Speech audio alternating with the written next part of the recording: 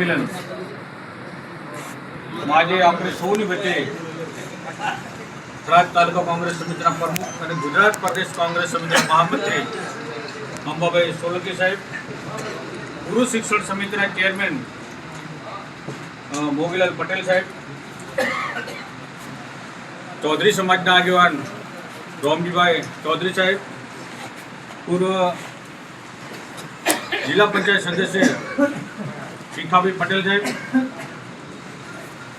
અને ઠાકોર સમાજના અગ્રણી અને યુવા ભાઈ શ્રી વર્ધનજી ઠાકોર, ગામના આગેવાનો અને ખાસ કરીને યોગાભાઈજી આ જનસભાનું આયોજન કરી અને આપ સૌને બહોળી સંખ્યા બોલાવી અને તમારી સાથે અમારે મળવાનું થયું 9 વર્ષ નિમિત્તે, એ બદલ યોગાભાઈનો અમે દિલથી આભાર માનીએ છીએ. નવા વર્ષ નિમિત્તે આપને સૌને નવા વર્ષની ખૂબ ખૂબ શુભકામનાઓ, શુભેચ્છાઓ. આપ જે પણ ક્ષેત્રમાં કામ કરતા હોય એ ક્ષેત્રમાં આપ આગળ વધો, પ્રગતિ કરો, નવા વર્ષમાં નવું કાંઈ હાંસિલ કરો, એવી દરેકને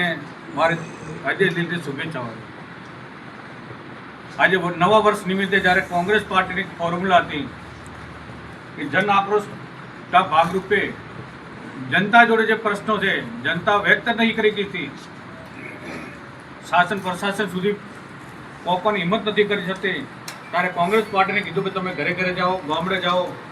જનતાના પ્રશ્નો છે એને વાચા આપવા માટે, તેના માટે જે પણ કાંઈ કરવું પડતું હોય એ આપણે સૌ સાથે મળી આંદોલનના ભાગરૂપે આપણે સૌ સાથે મળી